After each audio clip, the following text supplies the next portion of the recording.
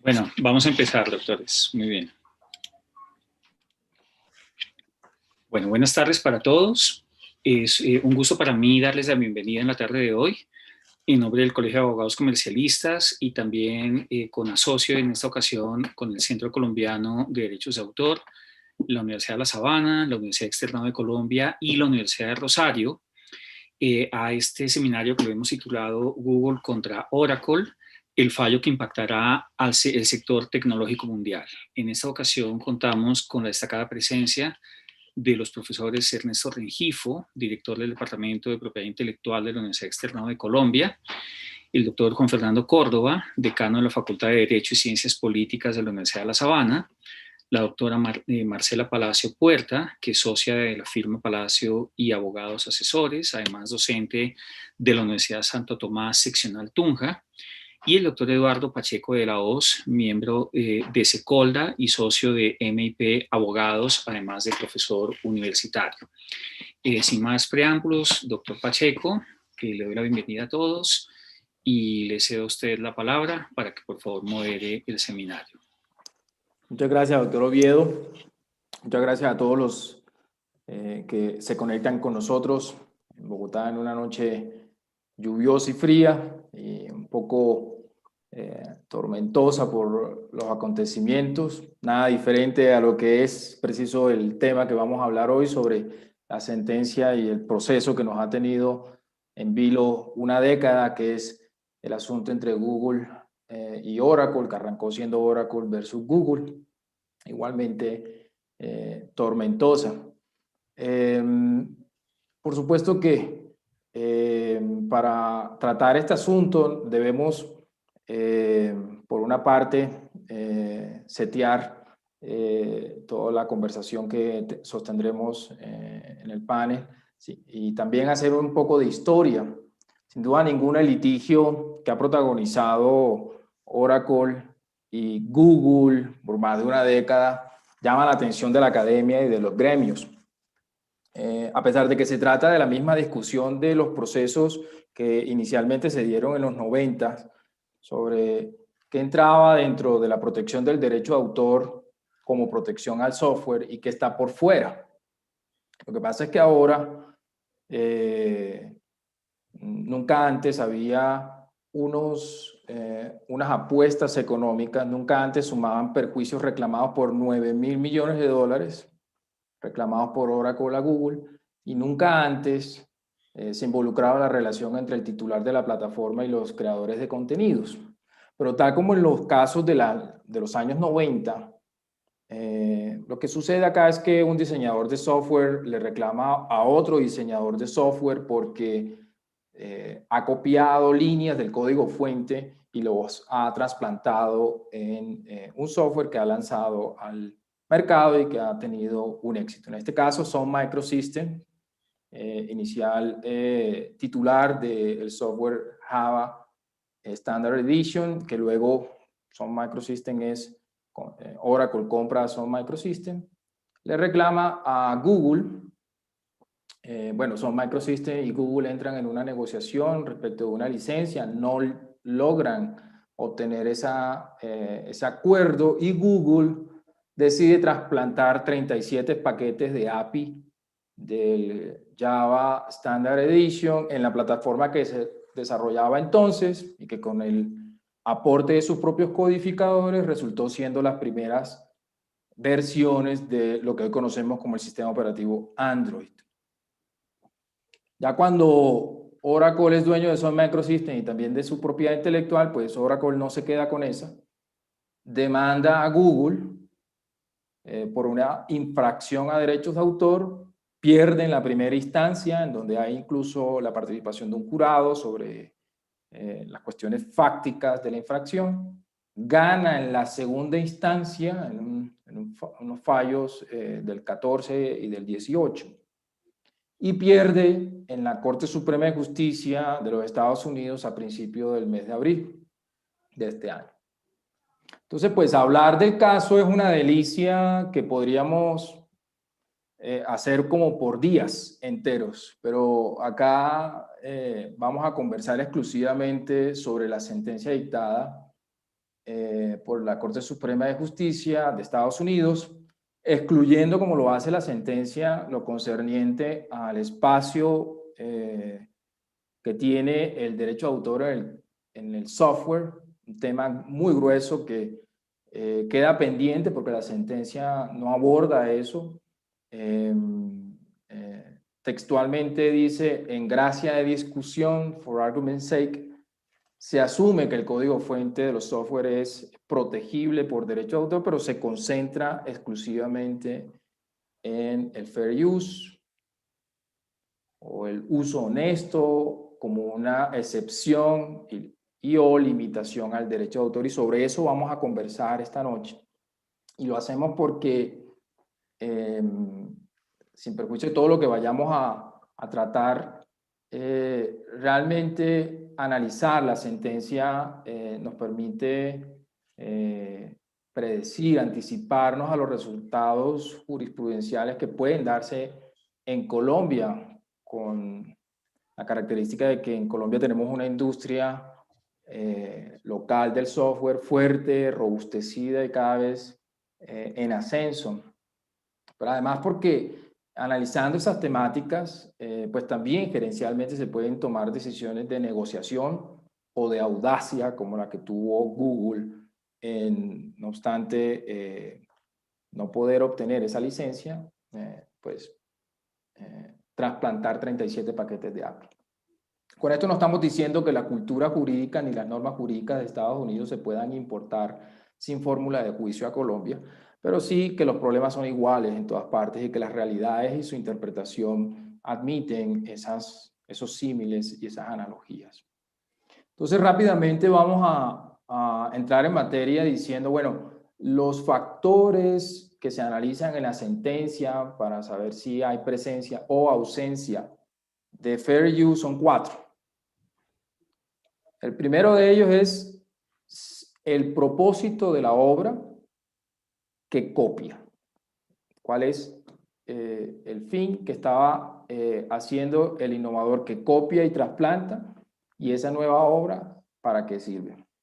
El segundo factor tiene que ver con la naturaleza fantástica o utilitaria de la obra inicial, cuyos elementos son copiados o trasplantados a la segunda.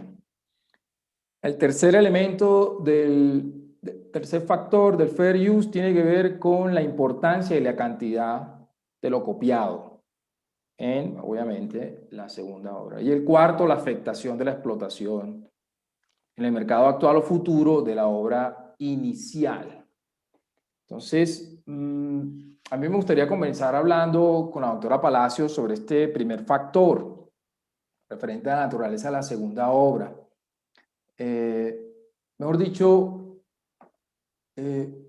si lo que hizo Google al trasplantar estos 37 paquetes de API es transformativo o derivativo. Doctora Palacio, ¿cuáles fueron sus impresiones sobre la motivación que da la sentencia respecto, en este caso, a que todo lo hecho por Google fue transformativo? No sé, pues por supuesto los demás también pueden, luego de la intervención de la doctora Palacio, intervenir, pero escuchemos a la doctora Palacio. ¿Qué le parece a usted lo que dice la sentencia, en particular de pronto el salvamento de votos sobre esto? Claro, muchas gracias, doctor Eduardo, por la palabra y a todos los organizadores por invitarme a este evento tan interesante.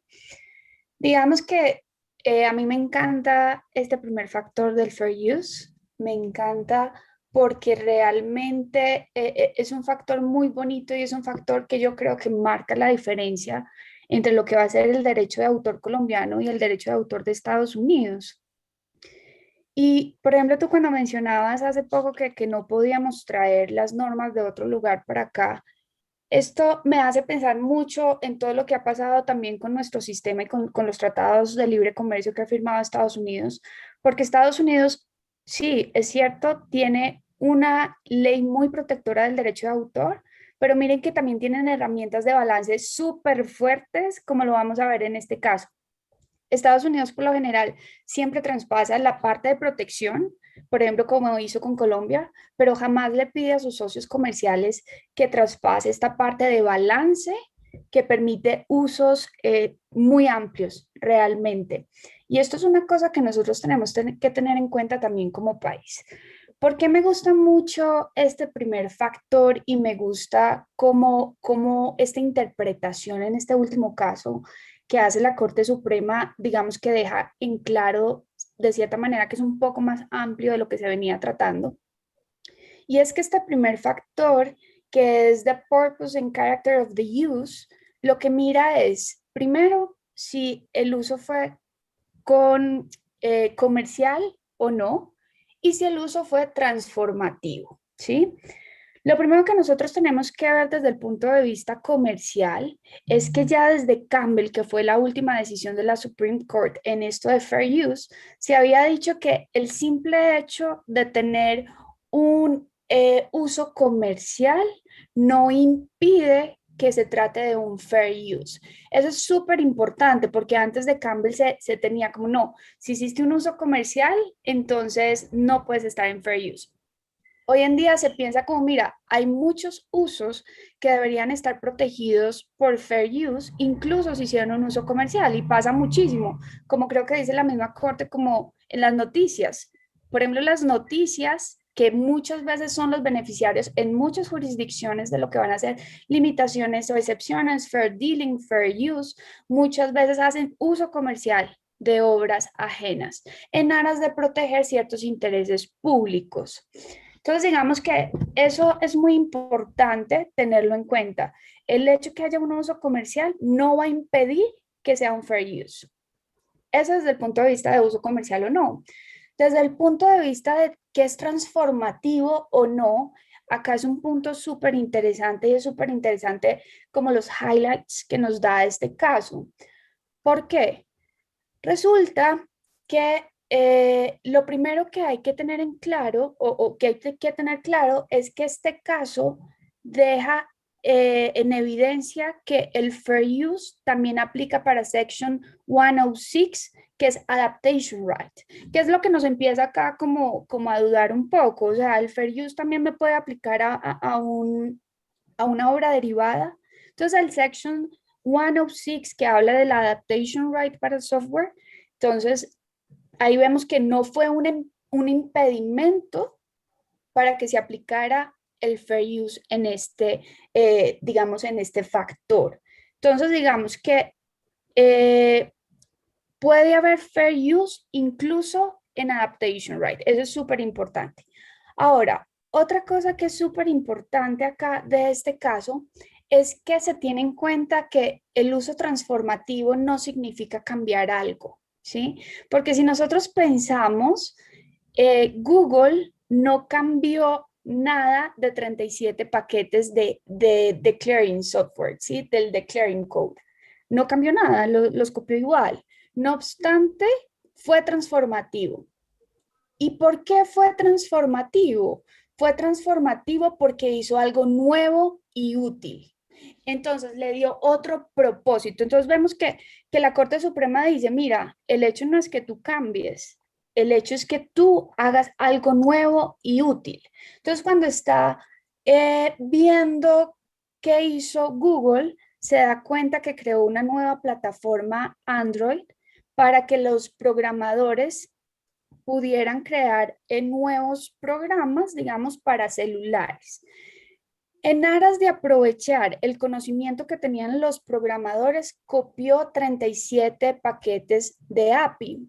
¿Qué son las APIs? Son unas interfaces de usuario. O sea, la API le permite al programador a través de un comando, que es como un atajo, algo que ellos se aprenden, un lenguaje, llamémoslo así, un atajo para traer un software que ya está preescrito.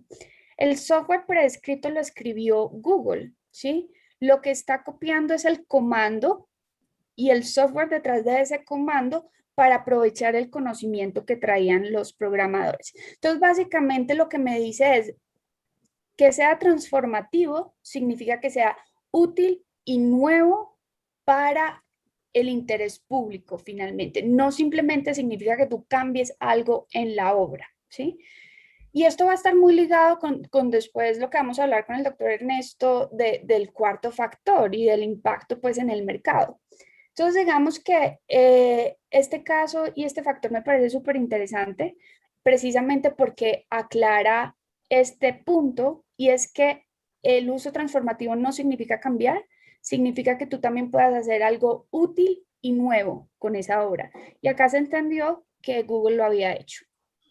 Interesante, doctora Palacio. Y realmente para ir calentando motores, los demás panelistas hoy sobre, bueno, y entonces copiar para hacer algo transformativo, ponen ahí un ejemplo en la sentencia, lo que hace la gente cuando de un libro hace una obra audiovisual, una película, empiezan a hacerse conexiones respecto de otro tipo de obras en los cuales no se duda su protección por derechos de autor y el alcance, la extensión hacia las obras derivadas. Pero eso vamos a dejarlo para digamos, un debate un poco unos minutos más tarde. Yo creo que esa, doctora Palacio, es realmente el postulado de la sentencia y sin perjuicio, pues, que los panelistas luego conversemos más sobre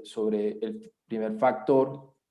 Me gustaría, doctor Córdoba, que nos compartiera un poco sobre el segundo y el tercer factor. Y yo me salto un poco, o de pronto no le doy tanto peso al análisis del segundo valor, porque el segundo valor el segundo factor lo que está señalando es simplemente que entre más utilitaria sea la obra, menos protección a derechos de autor merece. Claro, porque el derecho de autor, digamos, no está diseñado para obras utilitarias, pero ese tercer factor combinado con el segundo, el tercero tiene que ver con importancia y cantidad de lo copiado. Es muy debatido en la sentencia por lo que tiene que ver con el minimis.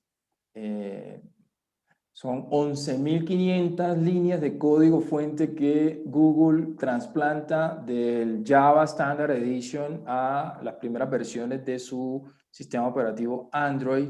Y uno diría, eso es bastante, pero termina siendo muy poco porque se compara con el resto del Standard Edition, 2.9 billones de líneas de código. Doctor Córdoba, ¿qué podemos nosotros rescatar, discutir, criticar del análisis que hace la sentencia de este par de factores? Muchas gracias, Eduardo, y gracias al Colegio de Abogados Comercialistas, a Secolda, a la Universidad de La Sabana, a la Universidad Externado, al Rosario por la invitación a discutir este fallo tan importante. Y yo quisiera iniciar, quizás también como para generar la provocación de las reacciones que el doctor Regifo también quería que fuera mucho el marco de esta discusión. Disentir de algunos puntos de lo que acaba de presentar la doctora Marcela. Es decir, lo presenta brillantemente como ha sido considerado también en la jurisprudencia ese factor, el del propósito, el factor 1, que ella efectivamente lo puso en el orden que es, en el orden en el que está establecido en la ley de copyright en los Estados Unidos, es decir, el propósito y el carácter de la obra. Quizás alguno se fijó que cuando Eduardo nos pedía que nos mencionáramos o que nos pronunciáramos sobre esos factores, el primero que él mencionó fue el de la naturaleza de la obra. ¿Por qué? Porque la sentencia le cambia el orden de los factores para el análisis. Es muy curioso y hace parte de lo que critica después el salvamento de voto, que les digo es maravilloso, es espectacular. Sí. Les recomiendo mucho que lo lean, más corto y es además contundente. Ya les voy a contar algo más sobre eso. El caso es que al final la doctora Marcela efectivamente hace referencia a ese propósito, carácter de la obra que en la ley está puesto de primera. Pero este segundo, el que me dicen que comente, el de la naturaleza de la obra, está precisamente en primer lugar en el análisis del voto de la mayoría.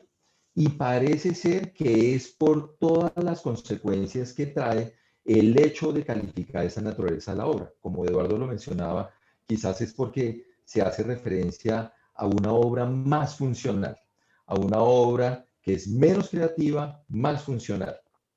Y en general en la jurisprudencia de los Estados Unidos, si uno puede hacer un plano cartesiano y pone en un lado, en la parte de abajo, lo creativo y arriba lo funcional o simplemente informativo o fáctico, y por el otro lado, si ha sido publicado o no publicado, y tratamos de ver cuál ha sido la fuerza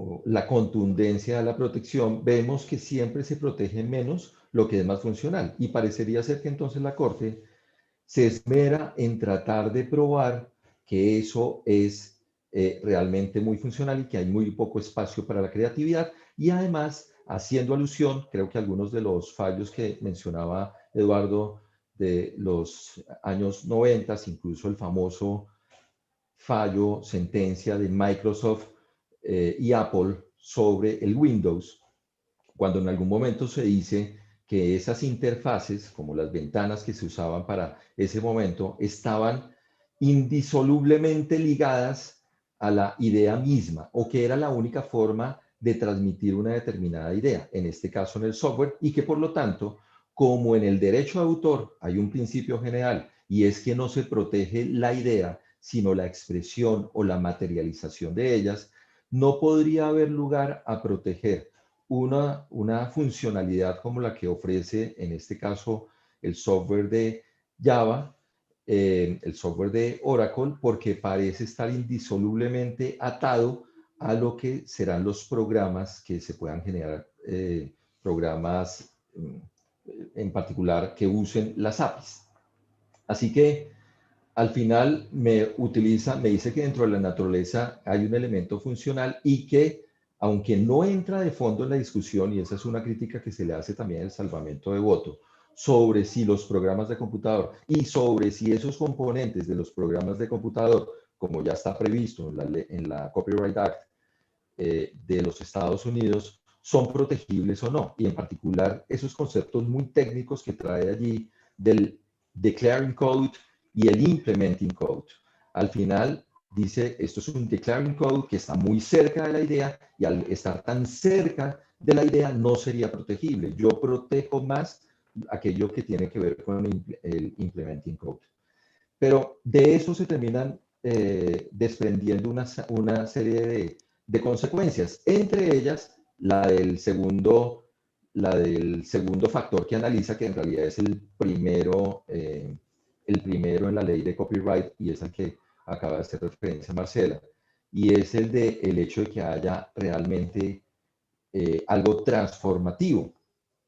Y en lo que se puede ver en la crítica, creo que lo que estaba haciendo referencia a Eduardo, la referencia al libro y la película, recuerdo que en el salvamento de votos se dice, bueno, es que yo creo que lo que está confundiendo la mayoría de la Corte es el uso transformativo con el uso derivativo. Es distinto un uso transformativo a lograr una obra derivada de un primer uso. La obra derivada, típico ejemplo, la película que se basa en el libro. Entonces, ahí por supuesto, si yo quiero sacar la película, tengo que pedirle autorización al titular, debo contar con esa autorización.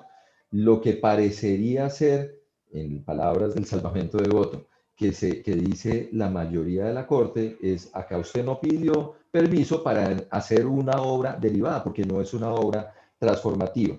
Pues, esta fue la gran discusión. Parodia. Si estaba, no es una parodia, si dice el creando, salvamento de voto también. Claro, es que la parodia, el ejemplo típico es el que mencionó también Marcela antes, el caso de Campbell Acuff Rose, que es un caso famoso sobre la canción de Pretty Woman, cuando se hace la parodia de la famosa canción de Roy Orbison a raíz del relanzamiento con la película de Richard Gere y Julia Roberts. Y en ese momento un grupo de rap hace una parodia, tenía propósito comercial, como también lo mencionaba Marcela, y eso no eso no impidió que se declarara que había un uso transformativo y que por lo tanto al final eso pesó mucho para que se declarara que había fair use. Pero en este caso dice el salvamento de voto, nuevamente les recomiendo que lo lean, que quizás cuando se está valorando eso,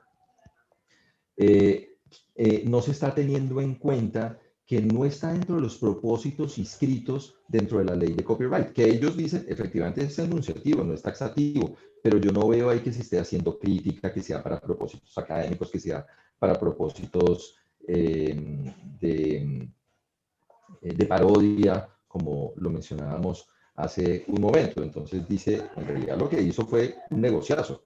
Acá lo que quería era sacar otra vez pues un programa de computador basado en estas líneas de código. Y me refiero entonces a las líneas de código, que es el tercer factor. Tercer factor que se analiza tanto en la sentencia como en el orden correspondiente en la la sentencia y en la ley. Y es el de la cantidad copiada. Entonces, ahí, cuando estamos hablando de la cantidad copiada, se dice es solamente un 0.4% de la totalidad del línea código. Entonces, parecería ser que es insuficiente para calificarlo como de un uso sustancial, que es la palabra que ha utilizado la Corte en distintas oportunidades. Un uso sustancial de la obra y por lo tanto la mayoría consideró que estaba aprobado el fair use. Fue una muy pequeña porción del software de Oracle. El salvamento de voto anota que aunque es una pequeña parte, recuerda el famoso caso que también se suele poner de presente, que es el de Harper Road, en el que solamente se tomó un fragmento de una obra, pero lo que se tomó fue el corazón. Y lo que dice acá es, sí, tomó un pequeño fragmento, pero es que lo tomó del declaring code, que yo considero que en este caso es el corazón de la obra. Y por lo tanto, en el salvamento de voto, al final se entiende que en realidad no nos encontramos ante un fair use. Son 11.500 con algo de sarcasmo, dice el salvamento de voto, que usa muchas palabras duras en contra de la mayoría, pero dice acá, sí, son solamente 11.500 páginas. By the way, esos 11.500 líneas ocuparon 600 páginas de los anexos de las pruebas, como para decir, tampoco es que sea tan poquito, 11.500 líneas es muy representativo en el conjunto del software. Pero bueno, esa fue la discusión y como el resumen de cómo se terminaban pronunciando respecto de estos dos Factores. criterios, factores. Yo tengo, si el anfitrión, que no sé quién es el anfitrión, yo tengo una tablita que lo resume, pero mientras tanto, ahora que me permitan después compartir pantalla, yo tengo el cuadrito que resumiría con punticos verdes y rojos esos 4 factores, pero sería muy bueno entonces que el doctor Rengifo pudiera contarnos sobre el cuarto factor. Claro, doctor Rengifo, mire, cuarto factor, sobre lo que corresponde a la explotación de potencial pero actual y potencial, con un detalle muy importante que todos seguramente notamos, tanto de las sentencias en las instancias como en esta sentencia de la Corte Suprema de Justicia.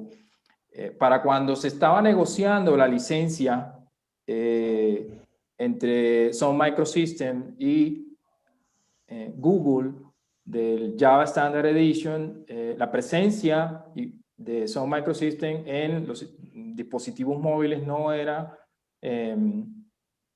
dominante, nunca lo ha sido, ni siquiera después de que Oracle compra Sun Microsystems, Oracle ha tenido posición dominante en sistemas, en dispositivos móviles. Pero lo que sí deja claro la sentencia y todas las instancias es que Oracle estaba procurando entrar en ese mercado y si bien no era exitoso, ya tenía presencia, por ejemplo, en los Kindle, ya tenía presencia en otros dispositivos de smartphones, pero nunca como luego exponencialmente Android copó completamente el mercado de los dispositivos móviles. Entonces, la sentencia al final le dice, a todos, oiga, no, como Oracle no tenía presencia, ergo Google no le dañó el negocio a Oracle, pero podría decirse que precisamente porque Google empezó a regalar el sistema operativo y con ello Oracle ya no podía facturar por la licencia en la instalación del sistema operativo en los dispositivos móviles, pues eso lo que terminó haciendo fue arruinar el negocio de Oracle, porque el negocio de Google es otro. El negocio de Google era que hubiera creadores de contenido que multiplicaran el valor de la plataforma. Doctor Rengifo, este análisis, ¿usted le parece que allá hay uso honesto? ¿A usted le parece que allá hay fair use? ¿Qué opinión le merece el que una empresa que tiene posición dominante en donde participa, que es Google, esté ganándose los casos por fair use? Gracias, Eduardo. Igualmente, también me uno a las palabras de agradecimiento al Colegio de Abogados Comercialistas, a las universidades, la Sabana, el Rosario y el Externado, a Secolda por esta invitación. Antes de contestarle la pregunta, debo señalar 2 o 3 cosas. La primera es la pregunta por la cual estamos aquí reunidos. ¿Por qué copiar es válido a la luz de esa sentencia? Creo que ese es el cuestionamiento esencial que despunta relevante cuando vamos a analizar la sentencia. Es decir, si me dicen que Google creó, como dijo Marcela, un nuevo sistema operativo llamado Android, el cual se utiliza en los teléfonos inteligentes, y tomó como bases elementos, ya lo miramos si sustanciales o no, de un lenguaje anterior que se llamaba Java, y la Suprema Corte de los Estados Unidos dijo que eso era legal. La perplejidad es ¿por qué pasó eso? Entonces, en el siglo XIX se decía que cuando Francia estornudaba, el mundo se acatarra. Hoy se dice que cuando Estados Unidos estornuda en materia de propiedad intelectual, el mundo se acatarra. ¿Eso qué significa? Que en materia de innovación y tecnología, no obstante la rivalidad que se tiene hoy con China, Estados Unidos sigue siendo líder en estos temas. Entonces, produce perplejidad ese hecho. ¿Por qué entonces avalamos que Google toma elementos de un lenguaje que no es de él para crear un sistema operativo? Ese es el punto fundamental. Bueno, el segundo previo a su respuesta a la pregunta que usted me hace es esto. ¿Por qué estamos hablando de fair use? O sea, literalmente es por uso justo. Es decir, que no obstante que usted ha copiado o ha tomado elementos cuantitativa y cualitativamente relevantes de una creación anterior, el sistema jurídico norteamericano no se lo censura. ¿Por qué se lo permite? Si es que nosotros aprendimos que nadie puede recoger sin haber sembrado. Nadie puede copiar, si le ponen a escribir sobre la biografía de Bolívar, el libro de Indalecio Liévano. Usted tiene que pedir autorización si no ha caído en el dominio público de sus herederos. Para ponerlo en términos sencillos, porque el tema es pero nada es complejo, todo es sencillo. Veamos. Entonces, los gringos, digamos, el derecho angloamericano, para decir cuándo, no obstante la copia, su uso es justo, estableció 4 criterios, que esos son los criterios que estamos diseccionando. Comenzó Marcela, después Juan Fernando con 2 más, y me han dejado el último a mí. Pero a mí me parece que es relevante poner esto porque hay mucha gente que no está, digamos, especializada en el punto. Entonces, ¿y por qué la ley norteamericana crea esos 4 factores para decir, no obstante la copia, usted no está violando la ley de derechos de autor, la ley de copyright? Entonces, estableció esos 4 criterios. en donde le dan un altísimo nivel de discrecionalidad, de libre arbitrio al juez para decir si ese uso, no obstante la copia, es justo.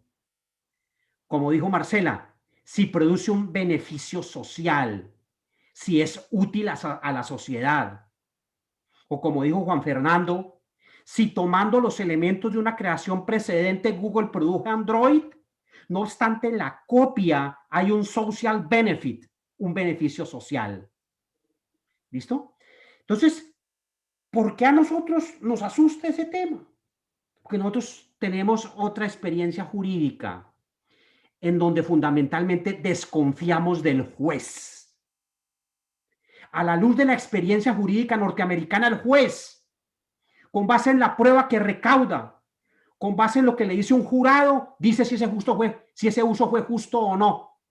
Nosotros no le damos esa discrecionalidad al juez. El legislador le dice al juez que esa excepción tiene que aplicarla, el derecho de cita, pero le quita la discrecionalidad, le quita el análisis del mercado, le quita el análisis de la naturaleza, le quita el análisis de si la obra es factual o de ficción, etcétera. Y le dice, mire, yo dispuse normativamente que si alguien coge una creación precedente y no dice de quién es esa creación, hay una infracción al derecho de autor. Eso no pasa. ¿Por qué? Porque nosotros desconfiamos en el juez. Y en este punto le limitamos sobremanera su discrecionalidad en la valoración de criterios que el juez norteamericano, porque históricamente se le tiene una gran confianza al juez, puede decir si es uso justo o si no es uso justo. ¿Listo? Y entonces viene el tercer punto. Esa sentencia parte de una afirmación que prima facie estaría en una entera contradicción con nuestra concepción del derecho de autor, en el sentido de que nadie puede recoger sin haber sembrado. Y es lo que también para los profesores de copyright norteamericano les produce perplejidad y asombro, como dicen los profesores en nuestras facultades de pregrado. Y es decir, que el copyright protege el estímulo a la creación, muchas veces de compensar al autor. Esa es una frase que en 2 o 3 veces se lee en la sentencia.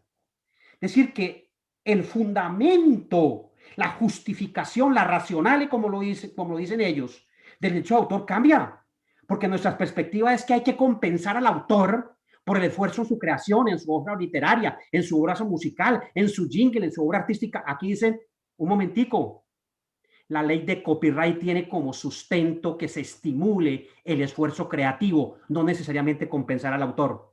A veces el autor no es tan importante si la obra en ese propósito transformativo contribuye con el avance científico, contribuye con el progreso técnico, contribuye, para poner en esa palabra, con la innovación. 3. Entonces, ahí se nos cambia el discurso.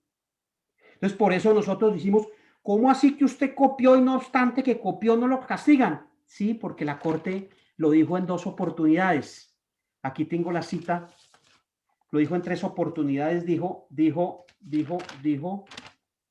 perdón un momento que a mí dice que lo fundamental es el progreso creativo, lo cual es la base constitucional de la protección del copyright. Por eso el salvamento de voto le dice a la opinión mayoritaria, no solamente el progreso creativo, sino también la protección al autor, que es lo que pretermite o pasa por alto la decisión. Por eso, repito, la perplejidad y asombro que produce esta sentencia. Y finalmente, porque tampoco me puedo alargar, en realidad, sobre el software, la misma Corte comienza diciendo, cuando analiza el segundo factor que analiza de primero, al cual hizo referencia Marcela, comienza diciendo, miren, señores, cuando se va a analizar el software, que es fundamentalmente una obra funcional, los principios tradicionales del copyright o del derecho de autor se modifican. Convulsionan. Exactamente. Una cosa es una obra artística, una cosa es un libro de ficción tendiente a alimentar el gusto estético de quien la observa, de quien la lee, y otra cosa es una obra funcional. Y cuando se mira una obra funcional, los principios tradicionales se modifican. Por lo tanto, en últimas, esas 11.000 líneas de código aproximadas a las cuales tú hacías mención no resultaron protegidas. Dijeron, esta es una obra funcional, y como en esa obra funcional, como decía Juan Fernando, no es fácilmente distinguible la idea de la expresión, eso no resulta protegible, y este nuevo sistema operativo llamado Android es transformativo, produce un beneficio social, hay un progreso de innovación, merece protección, pasando por encima de el titular de Oracle, de esas líneas de código que servían de base para la implementación del código al cual han hecho referencia tanto Marcela como Eduardo y Juan Fernando. Ese sería como el resumen. Gracias. Sí, no, el doctor Rengifo toca un punto muy importante. En la Constitución gringa, el progreso de las artes y las ciencias es un objetivo meridiano de toda la protección a la propiedad intelectual, al paso que nuestro artículo 61 de la Constitución Política Nacional está más bien indicando vamos a asignar derechos a sus titulares. No sé si, doctora Marcela, usted, a partir de lo compartido hasta el momento, y particularmente por lo que ha comentado ahora el doctor Rengifo, ¿usted cree que en Colombia podríamos ver una sentencia como esta en el supuesto de que se dieran un litigio similar? ¿Usted cree que aquí podemos nosotros importar esos mismos argumentos pese al origen constitucional distinto que ha tocado el doctor Rengifo? Yo creería que jamás, nunca veríamos algo así. Porque nuestro sistema de derecho de autor yo lo considero súper proteccionista. Sin embargo, bajo mi opinión, es proteccionista en aspectos que quizás no ayudan mucho al mismo creador. Porque incluso cuando es el autor quien va a reclamar derechos, puede que tenga todos los derechos que tú quieras, pero en un escenario judicial incluso obtener un monto de indemnización, que finalmente es lo que se busca muchas veces, es demasiado difícil. Eso por un lado. Entonces yo considero que es muy proteccionista y quizás debería tener otras herramientas que pueda ayudarle mejor a los autores que lo que tenemos actualmente. Ahora, desde el punto de vista transformativo, no autorizamos casi nada. Digamos que el derecho a transformar una obra es un derecho súper fuerte, y es un derecho súper fuerte porque una obra derivada requiere autorización del autor original, y fuera de eso es la posición de la Dirección Nacional de Derecho de Autor que cada uso de la obra derivada debe venir acompañado también de un reconocimiento al autor original, y fuera de eso de una autorización del autor original. Entonces, una obra derivada siempre va a estar pegada a la obra original. Desde el punto de vista de las excepciones y limitaciones, solo hasta el 2018 con la ley 1915 de 2018 se permite la primera excepción que va a favorecer la transformación de una obra, que es la parodia, ¿sí? Y solo en términos de hacer parodia. Entonces, digamos que cualquier otra transformación que no constituye una parodia como tal, no estaría presente dentro de una excepción o limitación, por lo tanto requeriría un permiso o una autorización. Eso quiere decir que en nuestra jurisdicción jamás de los jamases tendríamos una decisión que privilegiara un uso transformativo.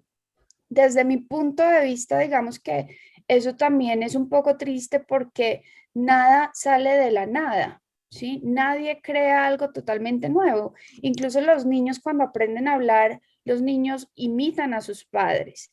Cuando una persona quiere aprender a dibujar, lo primero que hace es calcar. Uno primero copia, luego apropia y luego crea. Si nosotros no permitimos de tal manera como esa transformación, no permitimos la innovación, ¿sí? Y por lo general se piensa que las excepciones y limitaciones van a afectar el mercado de los creadores. Y yo no lo creo así. Yo creo que las excepciones y limitaciones, un poco en la medida que se establece también en el pensamiento norteamericano, las excepciones y limitaciones permiten la innovación y permiten la explotación de mercados alternos que también están muy relacionados con la creación. Por ejemplo, los DJs, por ejemplo, los que hacen, no sé, appropriation art, ese tipo de cosas también se benefician de este tipo de, de excepciones y limitaciones. Entonces, conclusión, no, jamás hubiéramos tenido una decisión Una así. sentencia igual. Decano, no sé qué opine usted. Además, me muero de ganas de escucharle por sus escritos anteriores. ¿Usted cree que esta sentencia va a disparar las solicitudes de patentes, bueno, para ser políticamente correcto, patentes de invención implementadas por software o patentes de software? ¿Usted cree que esto va a disparar las solicitudes de patentes de software, doctor Córdoba? Gracias por la pregunta, Eduardo. En realidad es muy interesante la discusión y estoy muy de acuerdo también con algunos de los comentarios de Marcela hace un momento. De hecho, ahora que usted se refería a los escritos, buena parte de eso lo anoto en un par de artículos y en el libro de la tesis doctoral.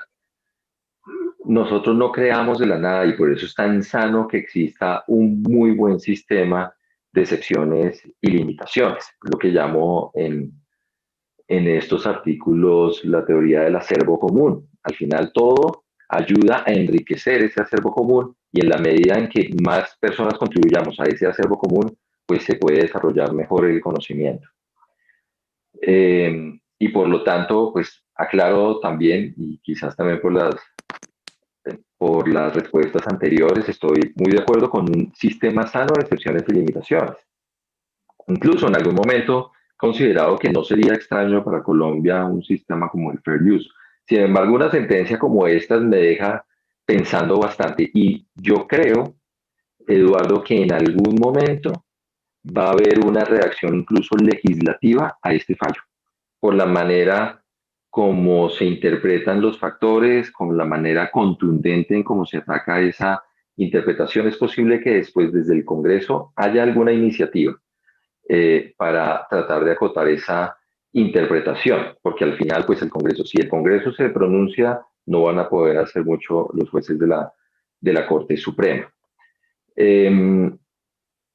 Y claro, pues cuando usted dice si se van a disparar las solicitudes de patentes, yo creo que va a haber también un escenario propicio para buscar proteger de la mejor manera posible, de la manera más cerrada posible, esos programas de computador.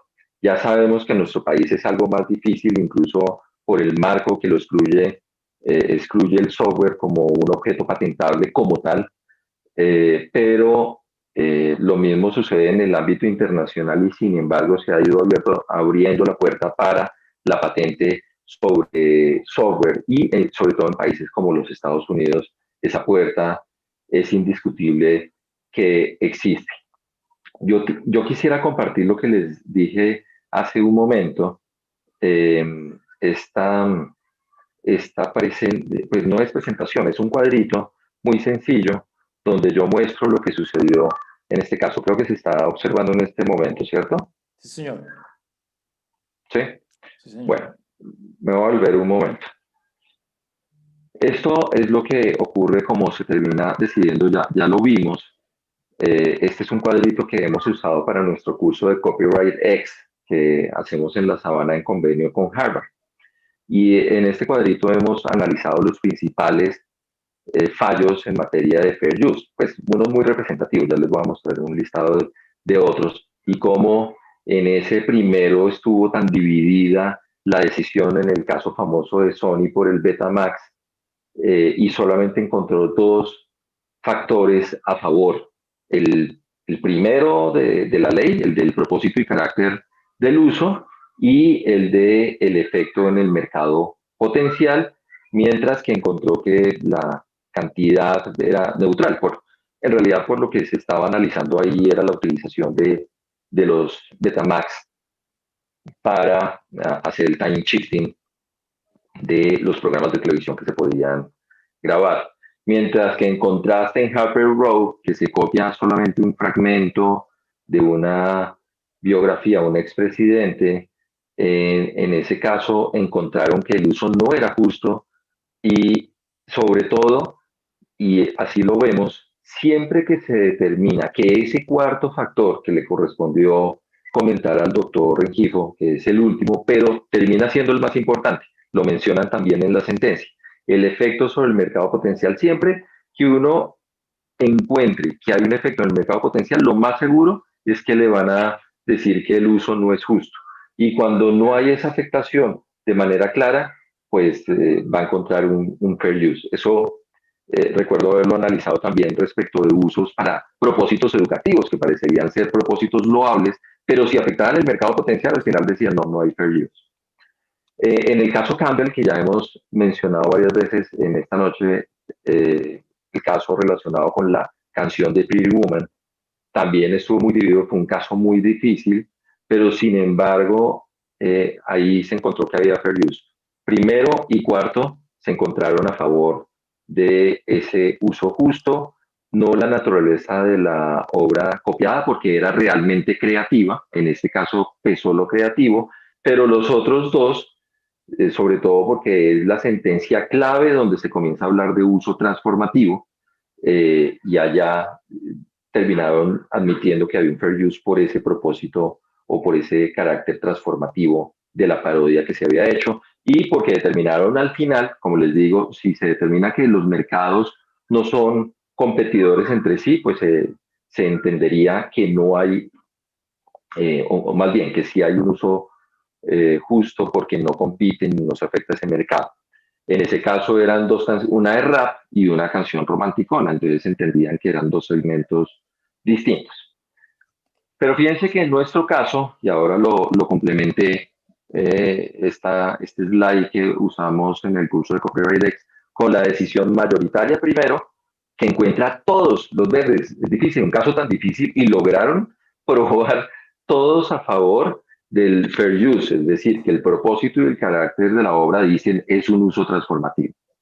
Que la naturaleza de la obra en realidad es muy funcional, entonces podría copiarse, que la cantidad copiada fueron solo 11.500 líneas de billones de líneas, solamente el 0.4%. Y finalmente el efecto en el mercado, que es muy discutible, igual ya lo expuso el doctor Rengifo y creo que Eduardo hizo algún comentario, son dos modelos de negocio distintos. Uno da licencias y el otro lo explota utilizando publicidad, poniéndolo gratis al público y más bien explotándolo por el lado de la publicidad.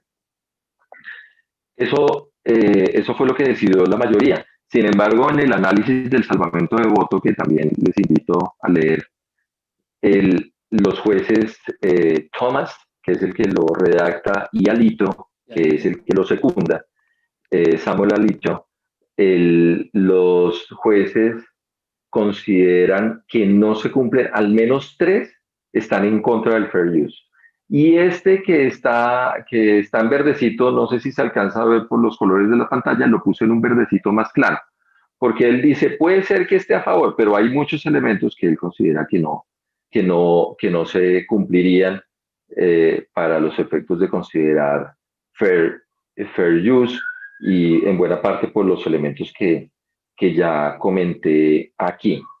Solamente les comparto este es otro cuadrito que usamos ahí en Copyright X, un criterio que también mencionó el doctor Rengifo, de que tenga un beneficio social este uso, y por eso se permitiría copiar, o si es para efectos creativos, o si es para un propósito diferente, y ahí entran las obras transformativas, por eso Campbell está más hacia la derecha, o si se hacen modificaciones físicas a una obra anterior. Y ahí podemos ver los principales fallos en temas de fair use, algunos que consideraron que sí había o que no había, y dentro de ese núcleo podríamos considerar dónde está Google y Oracle.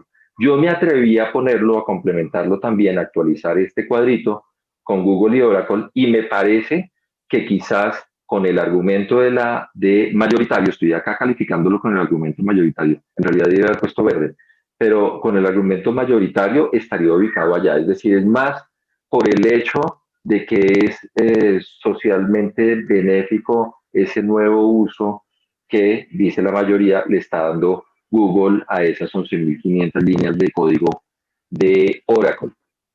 Y este era el cuadrito que les mencionaba ahora, de qué manera, de acuerdo con la jurisprudencia, al final se puede calificar cuándo va a ser más fuerte la protección y cuándo va a dar más lugar a un fair use. De qué forma acá la Corte terminó diciendo esto es más funcional o más factual, pero además había sido publicado, así que uno terminaría ubicando el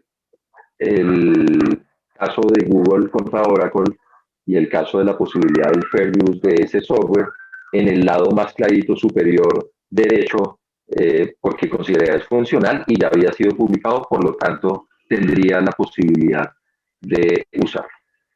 Bien, no sé si quieran comentar también algo sobre el cuadrito para mayor ilustración. Yo le voy a dejar que el cuadrito lo tengamos por ahí a la mano porque, no sé, doctor Rengifo, aprovechando también algunas preguntas que nos llegan de las redes por donde se está retransmitiendo nuestro conversatorio, a mí me queda sonando algo de su intervención y me gustaría que elaboráramos un poco más sobre esta. Cuando habla usted precisamente lo que decía el doctor Juan Fernando sobre el beneficio social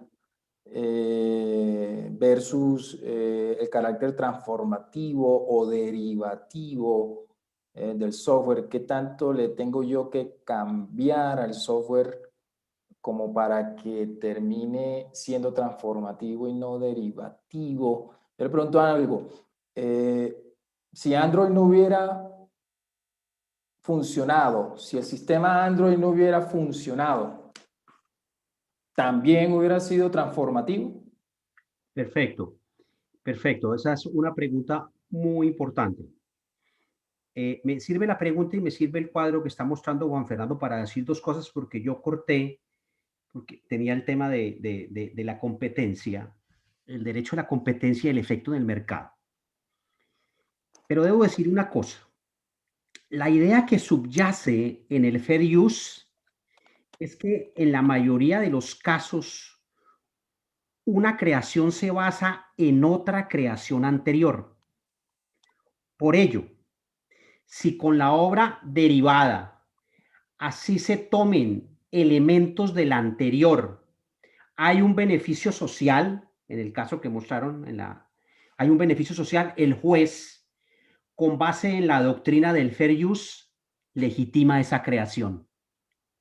Es el primer punto. Ahora, frente al cuarto factor que Juan Fernando me dijo que me lo había pasado por alto, no. Lo pasé por alto, lo había dejado en remojo. Lo había dejado en remojo porque me parece que es el más trascendental. Es el más trascendental en el siguiente sentido. Para la Suprema Corte, darle protección a elementos funcionales del software que se han convertido en estándares de la industria, le otorgaría al titular del copyright un poder anticompetitivo.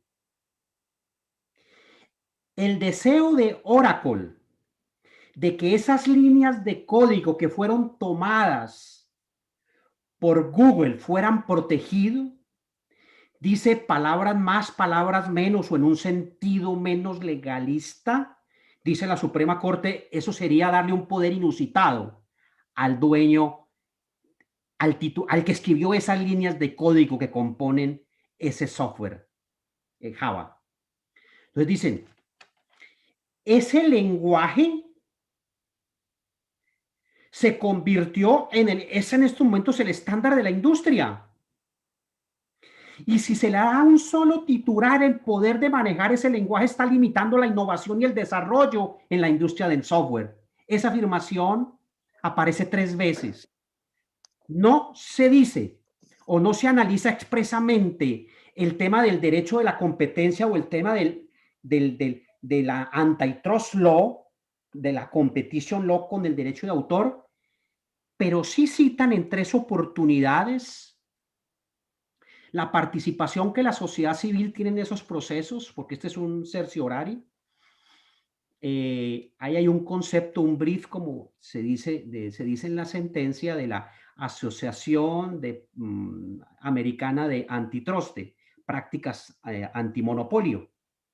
Exactamente, en donde palabras más palabras nos sostienen que ese lenguaje Java, esas líneas de código, además de que no se puede distinguir la idea de la expresión, es un estándar de la industria y por lo tanto tiene que estar todos los agentes de esa industria en la posibilidad de usar para innovar en la industria del software. Y les dejo esta pulguita en la oreja. Estamos hablando de Internet de las cosas. ¿Qué es Internet de las cosas? ¿Qué es inteligencia artificial? ¿Qué es blockchain? ¿Qué son las plataformas? Software. Es el insumo fundamental en un entorno, en una economía de servicios, en un entorno digital. Si una parte fundamental de un software es estándar de la industria, ¿qué hizo la Suprema Corte? Me coloqué por una de la justificación que tiene el derecho de autor de acuerdo con la jurisprudencia norteamericana, que tiene que estimular la invención, la innovación, el esfuerzo creativo.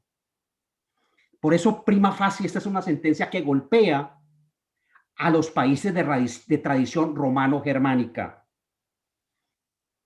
Pero les pregunto, ¿quién es el país más innovador en la historia de la humanidad? ¿Quién fue el país que por primera vez reconoció en una constitución la relevancia de proteger autores e inventores porque contribuyen con el progreso de la ciencia y creo que la expresión y de las artes útiles? Es un tema que nos lleva a pensar. Entonces, ahí viene el tema de la competencia. ¿Por qué? Porque hoy en día está una categoría que los expertos en tecnología la practican todos los días y es el tema de la interoperabilidad. Se deben crear sistemas operativos interoperables. Yo no puedo crear un sistema operativo, imagínate, de un smartphone que no lo haga compatible con otros sistemas operativos. Incluso la decisión mencionó que Java, el lenguaje Java, tomó elementos que existían en el dominio público para él después de venir o despuntar holder o titular de ese lenguaje del cual le estaba reclamando a Google que le había infringido unos elementos que para él eran fundamentales. Tradicionalmente, la jurisprudencia norteamericana había dicho que en un software hay 3 clases de elementos. Uno, elementos creativos, que efectivamente se protegen. 2, elementos que se toman del dominio público, con base en la cual no hay una creación propiamente ex novo, que no toma como base elementos previos. Y 3, hay elementos funcionales. Entonces, repito, en un software hay elementos funcionales, elementos que se toman del dominio público, que no se protegen, y elementos verdaderamente creativos. ¿Qué fue lo que dijo la Corte entre líneas? Porque no lo dice explícitamente. Dice que hay elementos funcionales en ese código declarativo que no podemos permitir que solamente sea uno el titular. tenemos que permitir que se libere y que todos los actores programadores de software lo puedan utilizar. Ahí hay un punto importante y por eso había dejado en el remojo el cuarto punto del impacto en el mercado potencial. ¿Por qué? Porque efectivamente Oracle perdió. Eduardo hacía mención que era una demanda de 9 billones, 9.000 millones de dólares era la demanda. Perdió. ¿Y por qué perdió? Lo sacaron del mercado. Su mercado era un sistema operativo de laptops y de computadores de escritorio. ¿En qué consistió el uso transformativo o el medio transformativo con base en la información precedente? En que lo volvió un sistema operativo llamado Android para smartphones. ¿Qué dice el salvamento de voto? Dice, eso no es verdaderamente transformativo. Ese es un punto en discusión para la opinión mayoritaria.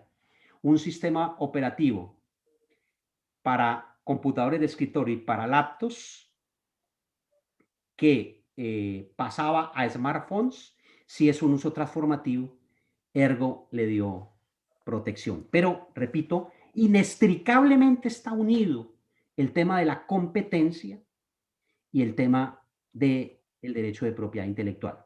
Claro que sí.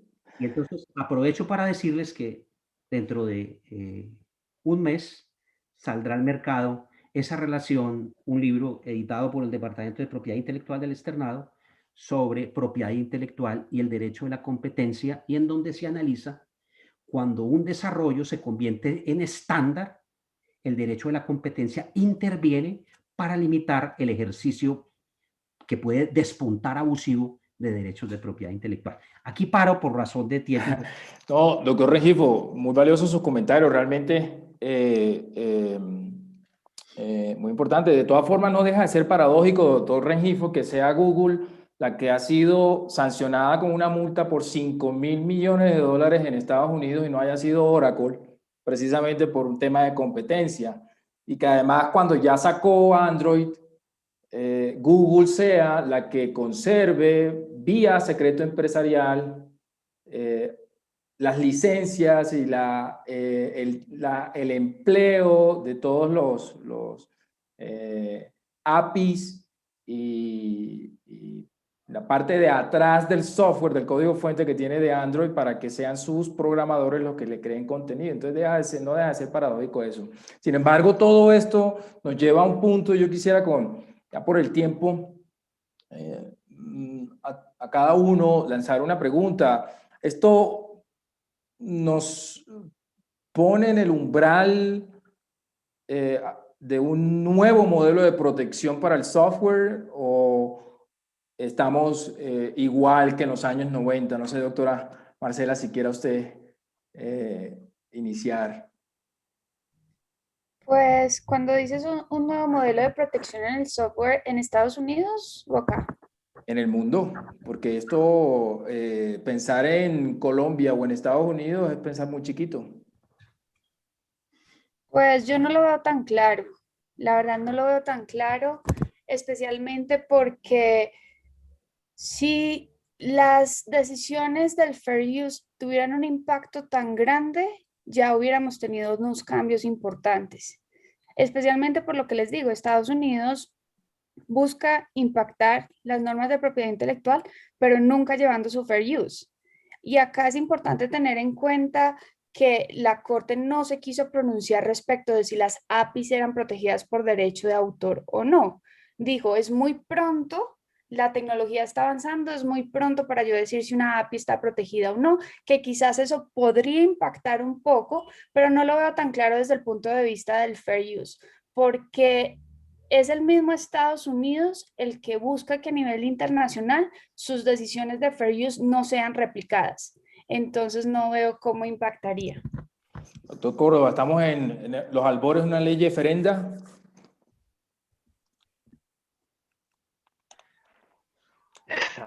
Muy difícil el entorno en este momento después de este fallo, tal como lo comentaba, quizás va a haber una reacción de una nueva ley o un ajuste, un comentario que se haga desde el Congreso de los Estados Unidos por los efectos que esto pueda llegar a tener. Estoy completamente de acuerdo con Marcela también, en el sentido de que la mayoría de veces en que el fair use ha sido importante y ha tenido un impacto de fondo en los modelos de negocio allí, no ha buscado nunca exportar esos efectos a otros países con los cuales tiene relación. De hecho, ha sido prácticamente nula la transferencia del modelo de fair use en sus tratados de libre comercio. Vienen en general todos los derechos, las protecciones, pero usualmente no van acompañados del modelo de fair use. Me imagino que también por la diferencia del sistema jurídico. Entonces, no sé, Eduardo, yo veo difícil cuál va a ser la reacción en este caso respecto de lo que vaya a pasar en el ámbito legislativo a partir de también de la decisión de la Corte Suprema de Justicia en este caso. Solamente un comentario de lo que habían dicho ahora después de mí en el comentario sobre, por ejemplo, la utilización de este software para otros propósitos y esa dicotomía idea-expresión de la idea. Recordé que también lo puso de presente por el comentario que hacía el doctor Regifo de qué fue lo que se hizo. Tomar un software, un programa de computador que servía para computadores, laptops, PCs, para adaptarlo a smartphones, a teléfonos móviles. Y entonces decían, bueno, es que es la única manera que se podría hacer y por eso está indisolublemente ligado ese producto o ese resultado con lo que se tomó de Oracle. Y recuerdo que también en el salvamento de voto ponían un ejemplo muy interesante. Y bueno, la prueba de que hay otros sistemas operativos seguramente no tan difundidos. Bueno, sí, hay uno de ellos sí muy difundido en el mundo, que es el de Apple y Microsoft para sus smartphones, para sus teléfonos móviles. Y dijo, ellos ninguno tuvo que usar el API o los APIs de Oracle para terminar fabricando, creando su propio sistema operativo. Ellos partieron de cero, o sea que aquel cuento de que es la única manera como podría desarrollarse esta idea, los sistemas operativos hacia el futuro para los smartphones, no se la compro y yo creo que en este caso Google podría haber iniciado de cero también después de que fallaron las negociaciones para obtener una licencia. Entonces, muy bueno ver esas dos caras de la moneda también con ese comentario. Doctor Regifo, para usted también lo mismo, inquietud. ¿Cree usted que estamos a puertas de una nueva legislación, que esto pueda estar cocinando una conferencia diplomática o leyes locales? Bueno, les quiero decir que nosotros estamos en un lugar geográfico privilegiado porque tenemos la perspectiva norteamericana y la perspectiva europea. Pero se me viene a la cabeza una decisión no muy lejana de la Suprema Corte alemana, en donde ellos tienen un sistema parecido a las limitaciones y excepciones, y para aceptar que los motores de búsqueda reproducen contenidos sin autorización de los titulares, la Suprema Corte miró que el derecho de cita era insuficiente para aceptar ese comportamiento, que es así es la economía digital. Los enlaces te llevan a contenidos que estás buscando. Hablaron de un consentimiento implícito. Es decir, no utilizaron ninguna figura porque no conocemos la figura del fair use. Y a raíz de esa sentencia hay un gran debate en Europa sobre la necesidad de cómo incorporar o cómo comenzar a ser mucho más flexibles frente a este tema, porque las limitaciones y excepciones se quedaron bajo un mundo análogo, no bajo un entorno o contexto digital. Por eso yo comencé esta charla diciéndoles que la Suprema Corte dijo, cuando estamos hablando de creaciones funcionales, los principios tradicionales no funcionan. Entonces, ¿por qué no dejamos un poco la pereza académica y comenzamos a pensar? Es decir, no copiemos, hagamos aduana mental y analizamos si se requiere un poco de flexibilidad para la aceptación de limitaciones y excepciones en el entorno digital, porque hay países que dicen, como no hay, entonces no aplica ni cualquier reproducción o uso, está prohibido y es infracción. No sé, simplemente les dejo esa pulguita en la oreja. Pero hay que sacudirnos de la pereza mental. Es que nosotros copiamos, analicemos y apliquemos nuestra normativa a nuestro contexto. Ahí tenemos esas dos experiencias jurídicas, la norteamericana y la europea. Por eso cito esa sentencia, en donde los motores de búsqueda reproducen y le tocó a la Corte hablar del consentimiento implícito, es decir, recurrir a una categoría de la teoría general del contrato para no sancionar aquellos motores de búsqueda que reproducen contenidos que previamente no han sido autorizados para colocarlos en un sitio web. Esa sería la respuesta, querido Eduardo. Bueno, por supuesto, bienvenidos todos estos conversatorios, foros, el análisis económico de la protección al software, los textos que todos aquí pues consultamos y esperamos. Porque sin duda ninguna, la protección del software, como leía en un libro hace ya unos años, es textualmente el rarito del derecho de autor. Convulsionan las normas del derecho de autor cuando se le aplican al software, precisamente, como lo decía también el salvamento de voto, esta sentencia, porque está en la mitad entre el sistema de patentes y el sistema del derecho de autor. Pero no dejemos de lado la protección inercial e internacional que tiene a través del secreto empresarial, que por supuesto trae consigo menos beneficios sociales por el secretismo, el hermetismo que tiene y la reacción que trae con ello pues el movimiento de software libre. De manera que a todos pues les agradezco mucho el mandato de moderar a tan grandes exponentes en el derecho de autor en el país. He tomado nota de cada una de sus intervenciones por lo interesante, porque lo ponen a uno a pensar y pues haciendo un poco el espacio para que se puedan atender preguntas de las redes y se pueden atender las preguntas también del colegio que hoy nos convoca. Yo quisiera pues preguntarles finalmente, que por ahí me llamó la atención una de las preguntas que estaban diciendo, o sea, eso quiere decir, este fallo quiere decir que uno puede copiar líneas de software, y con eso terminamos, digamos, por lo avanzado de la hora, que faltan 8 minutos para las 7:30. Adelante, rapidito, en 2 minutos, cada uno. No sé, doctor Juan Fernando, ¿qué opina? ¿Podemos copiar o no podemos copiar? Preguntan por aquí por YouTube.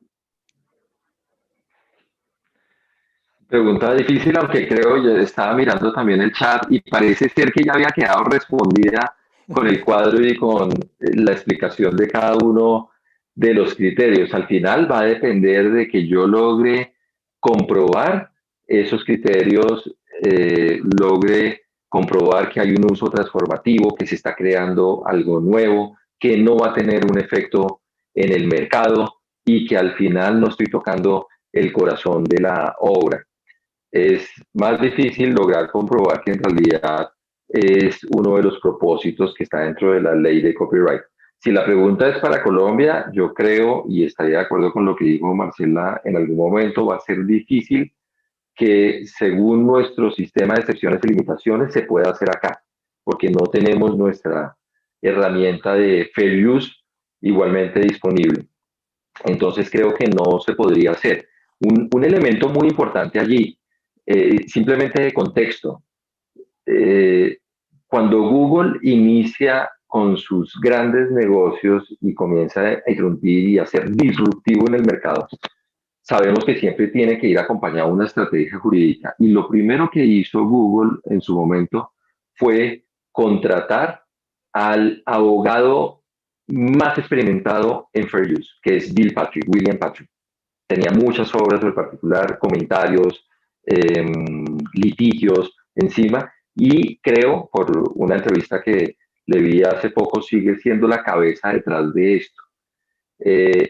Hay un buen libro, además de ese que nos mencionaba el doctor Rengifo, y que estoy ávido de leer. Espero que ya cuando esté en librería nos avise. Hay un muy buen libro que se llama Google and the Law y que comenta cómo Google logró construir ese imperio también económico a partir de los fallos, de ir siempre con casos que pusieron a pensar a las cortes. Y lo que iba a decir, para como respuesta también a lo que usted me dijo, Eduardo, pues de pronto, ¿puedo copiar estas líneas de código y esto? Sí, si usted es Google y tiene a Bill Patrick dentro de su staff jurídico, posiblemente lo pueda hacer. Doctor Rengifo, ¿se puede copiar? Tradicionalmente el software se dividiría en código fuente y en código objeto. Si usted copia el código fuente, está violando el derecho de autor. Si copia el fuente, está infringiendo el software, porque el código objeto es una obra derivada del código fuente, ¿cierto? ¿Cuál fue la disección que hizo la Corte? La Corte hace la disección entre un código declarativo y un código de implementación. Entonces, dice, compartir las interfaces puede estimular el desarrollo de los programas de computación. Estoy citando a la Corte. Y después dice, permitir un enforcement, una protección a ese código declarativo, implicaría limitar el futuro creativo de los nuevos programas. Si usted escribe líneas de código, pero le introduce elementos suyos, seguramente alcance la categoría de obra transformativa y por lo tanto es protegido. Y se me olvidaba decir otra cosa. Tradicionalmente, y Juan Fernando, que hizo la escuela de los casos, el recorrido de los casos, y Marcela, que es experta, se dan cuenta que el fair use no permitía la creación del producto sustituto. ¿Qué se permite de este fallo? Sí. Que ese Android, que es un producto sustituto, no haya sido censurado. Ese es otro de los grandes, digamos, de las grandes rupturas conceptuales que tiene. ¿Por qué? Porque usted no puede crear un producto sustituto que saca al producto original del mercado. El caso Google Books. El caso Google Books, ¿qué hizo Google? Google cogió todos los contenidos, los copia para digitalizarlos. Pero la Corte eso no llegó a la Corte Suprema, eso fue tribunal, el juez federal dijo, una cosa es el libro mismo y otra cosa es la información por el libro. Y la información del libro no es del dueño del libro, por eso no es un producto sustituto. Aquí Android sí es un producto sustituto del programa Java. Y miren que la Corte terminó diciendo que había un fair use. Esa es la manera como le respondo. Doctora Marcela, ¿se puede copiar? Termine usted. Pues la verdad diría que no sé, depende. Y acá acá es importante ver que si la Corte Suprema hubiera decidido si los APIs son un método o no están protegidos por el derecho de autor, podría decirse de una si se puede copiar o no. Pero el fair use es un análisis caso por caso. Entonces, al ser un análisis caso por caso, nos toca ver todas las circunstancias que giran en torno a esa copia. Entonces, no se puede dar una respuesta total a sí, no se puede dar una respuesta total a no. Toca ver todas las circunstancias para poder analizar el fair use. Por eso muchas veces se dice que el fair use es el derecho a contratar a un abogado.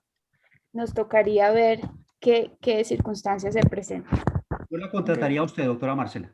Claro, aquí todos. Gracias, doctor. Tenemos que pasar entonces la tarjetica. Bueno, muchas gracias, por supuesto, a los exponentes. Como decía al inicio de este conversatorio, nos quedaríamos días conversando sobre cada punto y coma de la sentencia, pero hemos revisado 360 grados, sentencia, instancias, salvamento de voto, y creo que la misión está cumplida. Doctor Oviedo, Colegio de Abogados Comercialistas, doctora Gira, creo que pues con la altísima altura intelectual de los panelistas que hoy nos han acompañado, hemos podido aproximarnos muy bien a estas limitaciones y excepciones del fair use, y queda, por supuesto, el camino allanado para colombianizar, para parametrizar eso mismo en nuestra estructura jurídica, en nuestro ordenamiento jurídico nacional. Pero con esto termino. Muchas gracias, doctor Eduardo, y a todos los expositores. De verdad, muchas gracias por sus muy lucidos análisis. Como el doctor Pacheco lo dice, seguramente habrá otros escenarios que vamos a tener que organizarlos para seguir hablando de estos temas. De verdad, reiterar los agradecimientos en nombre del Colegio de Abogados Comercialistas y a la Universidad de La Sabana, la Universidad de Rosario y la Universidad Externado, que muy amablemente se han querido sumar, así como Secolda, a la organización de este evento. Yo creo que de verdad, y tal vez es importante decirlo a propósito de la situación que ha vivido hoy el país, que en la medida en que la academia de pronto se una, independientemente de cualquier cosa, a propósito de esos temas que son de interés para todos, pues creo que le estamos aportando al país a la solución de los problemas que como sociedad nos aquejan y que a todos nos interesan también. Así que desde el Colegio de Abogados Comercialistas, nuestra solidaridad para todos los que se han visto afectados por la situación de hoy, y nosotros desde lo jurídico, desde lo académico, esperamos seguir uniendo esfuerzos para aportar soluciones a los problemas de nuestra sociedad. Muchas gracias. Gracias, doctor Hasta Oviedo. luego a todos. Gracias por la invitación. Muchas gracias. Marcela. Muchas gracias. Bueno. Muchas gracias a todos. Mira, Muchas gracias. gracias. Gracias, doctora Gira. Hasta luego. Hasta luego, mil gracias.